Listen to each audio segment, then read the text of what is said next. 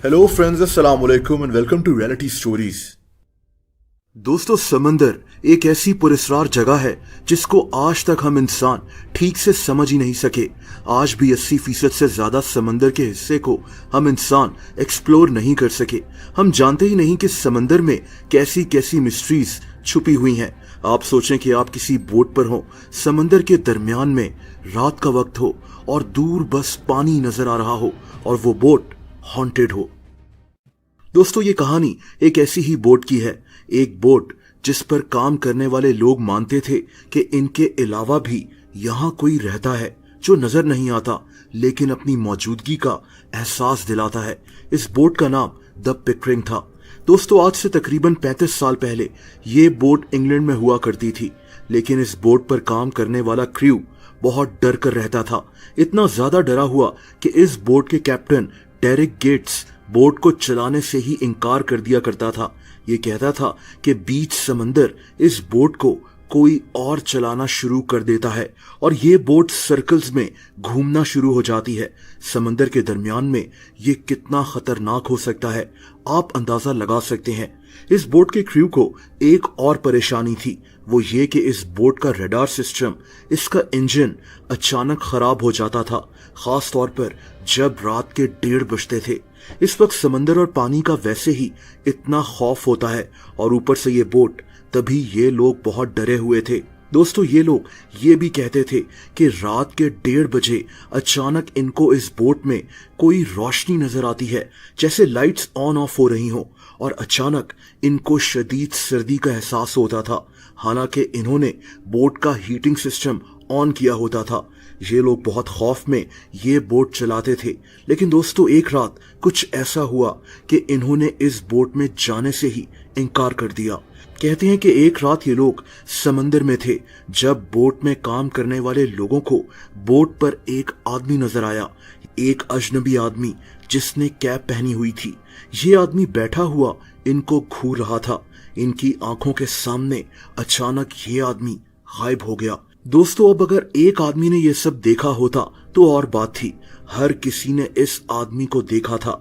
इसके बाद इस बोट में रखी हुई चीजें अक्सर गायब हो जाती थीं।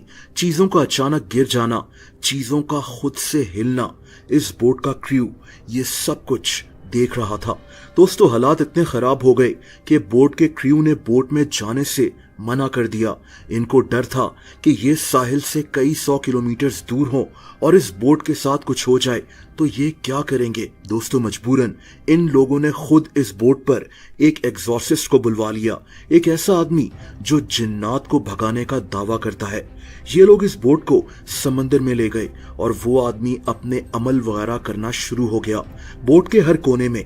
दोस्तों, इसके बाद इस बोट की हिस्ट्री के मुतालिक भी जाना गया कि यहाँ असल में हुआ क्या था, और इस बोट के क्रू को एक अजीब कहानी पता चली। पता ये चला कि ये बोट एक आदमी ने बनवाई थी जो आयरलैंड में रहता था। इसके 2 बेटे थे। एक दिन एक बहुत अफसोसनाक वाकया पेश आया।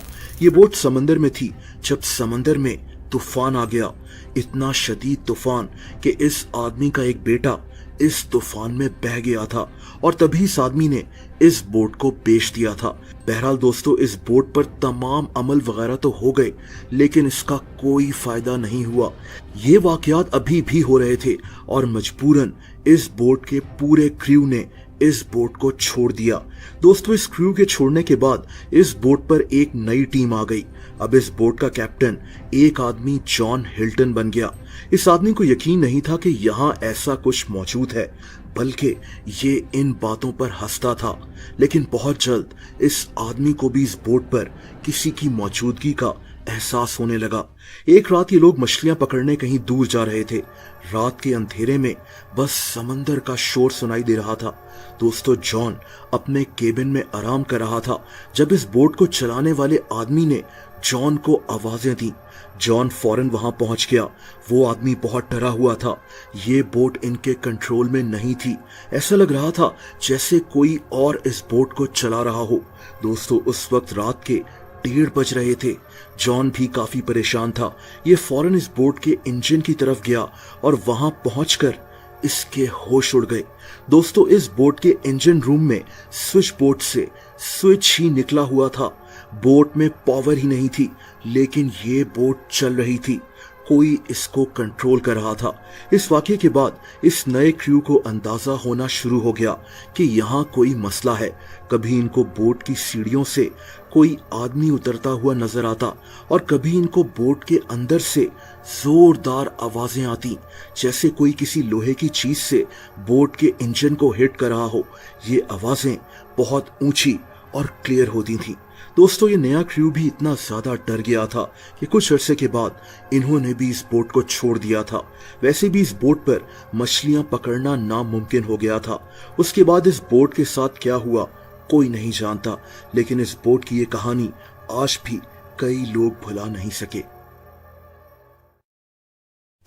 हेलो फ्रेंड्स, अस्सलाम वालेकुम and welcome to reality stories. दोस्तों, 2013 में इंडिया के शहर मुंबई में एक क्रिकेट कोच ज्वाला सिंह एक ग्राउंड में खड़ा था। इस ग्राउंड को आजाद मैदान कहते हैं।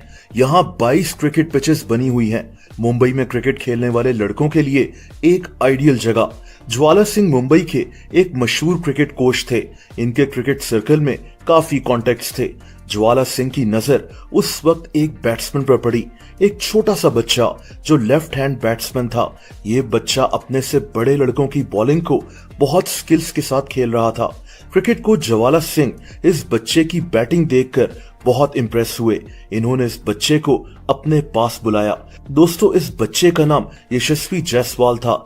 आज यही लड़का 22 साल का हो गया है और इंडियन क्रिकेट टीम की तरफ से खेल रहा है। लेकिन इसकी कहानी आपको हैरान कर देगी। जायसवाल 28 दिसंबर 2002 को इंडिया के एक छोटे से टाउन सूर्यावान में पैदा हुआ था। इसके घर के हालात इतने अच्छे नहीं थे। इसके वालिद की एक छोटी सी हार्डवेयर की दुकान थी। जायसवाल हमेशा से बस क्रिकेट खेलना चाहता था और इसीलिए इसके वालिद इसको इंडिया के शहर मुंबई ले आए। जायसवाल उस वक्त सिर्फ 10 साल का था। पैसे ना होने की वजह से जायसवाल को बहुत मुश्किलात उठाना पड़ी। शुरुआत में ये एक डेयरी की दुकान में रहना शुरू हो गया। शर्त ये थी कि इसको इस दुकान में काम भी करना था। लेकिन 10 साल का जायसवाल सारा दिन क्रिकेट खेलता रहता था, तो ये इस दुकान में काम कैसे करता। इंडिया में करोड़ों बच्चे इंडियन क्रिकेट टीम में खेलने का ख्वाब देखते हैं। जायसवाल भी उन्हीं में से एक था, लेकिन इसके हालात बहुत खराब थे। दोस्तों, उस डेयरी शॉप के मालिक ने इसको दुकान से निकाल दिया और अब जायसवाल के पास रहने को कोई जगह नहीं थी। खैर, इसके बाद ये आजाद मैदान चला गया जहां ये क्रिकेट खेलता था। यहाँ एक जगह सी बनी होती थी जहां इस ग्राउंड में काम करने वाले लोग रहते थे और जायसवाल भी यहीं रहना शुरू हो गया। इसके पास पैसे तो थे नहीं, तो ये खाना वगैरह खाने के लिए मुंबई में पानी पूरी यानी एक तरह से गोलगप्पे बेचना शुरू हो गया। और अब इसी आजाद मैदान में इसकी मुलाकात क्रिकेट कोच ज्वाला सिंह से हो गई। दोस्तों, जायसवाल का एक और इशू था। असल में इसके पास इसका बर्थ सर्टिफिकेट नहीं था, तो किसी कोच ने इसको अपनी टीम में खिलाने के लिए इसका जाली बर्थ सर्टिफिकेट बनवा लिया। जायसवाल जो सिर्फ 10 साल का था, इसको खुद नहीं पता था कि इसका जाली बर्थ सर्टिफिकेट बन चुका है और तभी जायसवाल को कोई अपनी टीम में नहीं खिलाता था, बल्कि इसको डराया जाता था कि इसको किसी दिन पुलिस पकड़ कर ले जाएगी। ज्वाला सिंह की अपनी कहानी भी ऐसी ही थी। ये भी इसी तरह क्रिकेट खेलने मुंबई आया था। ये इंडियन क्रिकेट टीम में तो खेल नहीं सका, लेकिन एक कोच बन गया। इसके पास भी रहने को जगह नहीं होती थी। इसने जब जायसवाल की कहानी सुनी तो इसने सोचा कि अब ये इस लड़के की मदद करेगा। ये चाहता था कि जो ये नहीं कर सका वो ये लड़का कर दिखाएगा। दोस्तों, ज्वाला सिंह ने इसे अपने घर बुलवा लिया। जायसवाल उस वक्त 12 साल का हो चुका था। ज्वाला सिंह इसका ख्याल रखना शुरू हो गया। दोस्तों, जायसवाल में नेचुरल टैलेंट तो था ही, लेकिन अब इसको मुंबई में एक घर मिल चुका था रहने के लिए। ज्वाला सिंह की शक्ल में एक कोच मिल चुका था, गाइडेंस मिल रही थी और इसी वजह से देखते ही देखते ये लड़का आगे बढ़ने लगा। 2015 में जायसवाल ने एक स्कूल क्रिकेट मैच में, जिसे इंडिया में गिल्स शील्ड मैच कहते हैं, 319 रन स्कोर किए। इसने इसी मैच में 13 विकेट्स भी ली। यहीं से जायसवाल मशहूर होना शुरू हो गया। दूसरी तरफ कोच ज्वाला सिंह पूरी कोशिश कर रहा था कि जायसवाल को किसी चीज की कमी ना हो। जायसवाल के माँ बाप ने ज्वाला सिंह को कहा था कि अब हमारा बेटा तुम्हारा बेटा है। ज्वाला सिंह भी इसको बेटों की तरह पालना शुरू हो गया।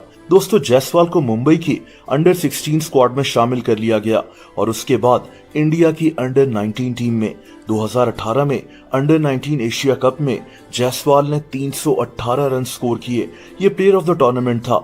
ये अभी भी कोच ज्वाला सिंह के घर रहता था। इस आदमी ने जायसवाल के लिए इतना कुछ किया कि 2014 में ज्वाला सिंह की शादी हुई थी तो इसने अपनी बीवी को कहा कि जायसवाल हमारे घर में ही रहेगा और ये दोनों माँ बाप बनकर जायसवाल को पालना शुरू हो गए थे। दोस्तों दूसरी तरफ जायसवाल भी परफॉर्म करता रहा और 2020 में इसने इंडिया अंडर 19 की तरफ से वर्ल्ड कप भी खेला। यहाँ भी ये प्लेयर ऑफ द टूर्नामेंट बन गया। ये साथ साथ इंडिया में फर्स्ट क्लास क्रिकेट भी खेल रहा था। जायसवाल रन्स पर रन स्कोर करता रहा और 2020 में इसको आईपीएल यानी इंडियन प्रीमियर लीग में राजस्थान रॉयल्स की टीम ने पिक कर लिया और फिर इसने पीछे मुड़कर नहीं देखा। 2023 में Jaiswal finally Indian cricket team में सिलेक्ट हो गया। ये अपने कोच ज्वाला सिंह का इतना शुक्रगुजार है कि जायसवाल की शर्ट का नंबर 23 है। ये असल में इसके कोच ज्वाला सिंह की बर्थडे की डेट है। जायसवाल ने अपनी शर्ट का नंबर भी इसीलिए 23 रखा है। गोलगप्पे बेचने से और डेयरी शॉप पर रहने से इंडियन क्रिकेट टीम तक का सफर, इसकी कहानी काफी हैरत अंगेज है। दोस्तों अगर आप मुझे इंस्टाग्राम पर फॉलो करना चाहें तो उसका लिंक नीचे डिस्क्रिप्शन में मौजूद है।